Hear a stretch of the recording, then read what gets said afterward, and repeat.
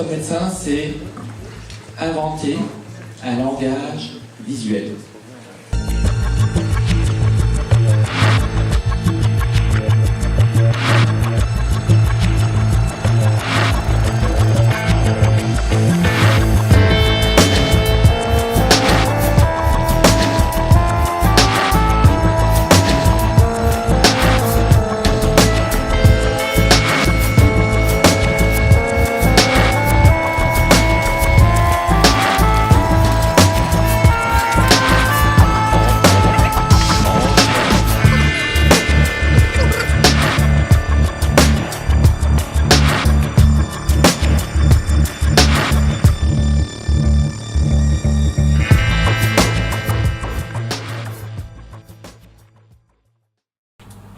Donc l'intitulé thorax respiratoire en radio standard, avec le schéma central qui est celui du thorax avec poumon, cellule cardio-médiastinale, diaphragme et côte, donc ce que contient le thorax.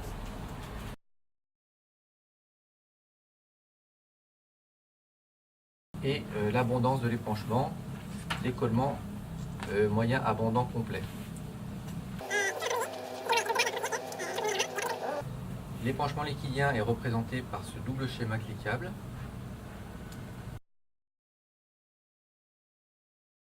Avec à chaque fois un schéma, ici pour le comblement alvéolaire.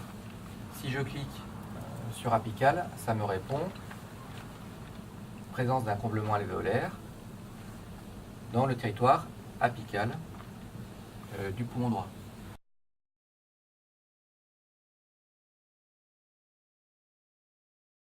Où on va avoir l'ensemble des éléments de la paroi thoracique, en tout cas du squelette osseux, clavicule, sternum, articulation de l'épaule et surtout les côtes qu'on a étalées de façon à montrer l'arc antérieur moyen postérieur qui soit cliquable et que ça puisse renseigner d'emblée les fractures qu'on peut trouver. Donc chaque caractérisation de syndrome aura son étiquette qu'on soulève pour découvrir qu'elle reste à faire pour la plupart parce que c'est un sacré boulot.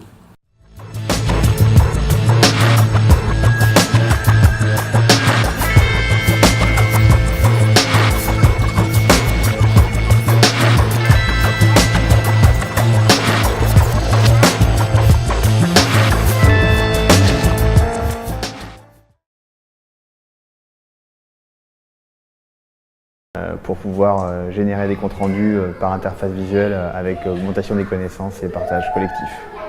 C'est l'objectif. Que ça soit intéressant, que ça soit marrant, que ça sorte du cadre.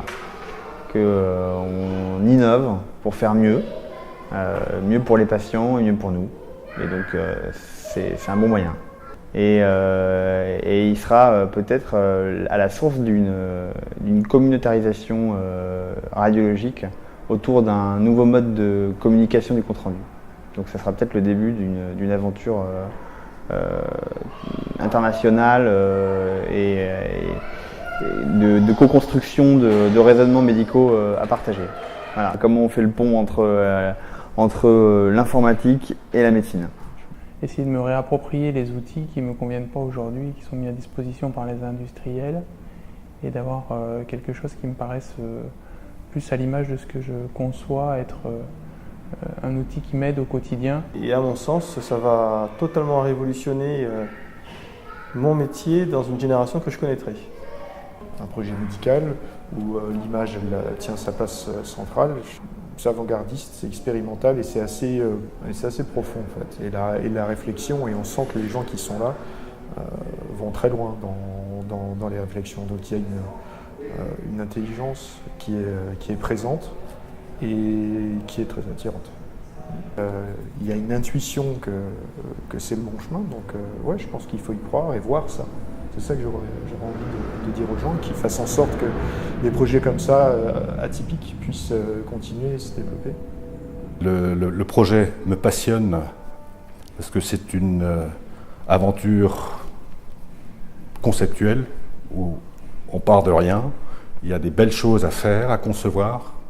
C'est ces expériences de construction partant de rien les plus intéressantes gares les plus créatives, les plus mobilisantes, etc. Et donc moi j'ai très vite été convaincu et Télédiag finalement nous a donné l'opportunité d'accélérer tout ça et c'est vraiment une aventure à ce stade totalement engageante, fabuleuse, avec évidemment tout le challenge qui reste devant nous et une feuille de route qu'on s'est fixée et que, en tout cas, on s'emploiera tous, j'en ai aucun doute, à tenir.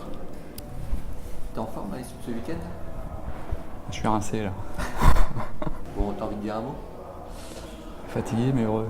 Optimiste, hein, très optimiste. Hein, parce que on dépense de l'énergie mais on en gagne plus. Hein, et on en gagne plus en particulier parce que l'équipe s'élargit, se ramifie. Et c'est comme ça qu'on se démultiplie. Hein.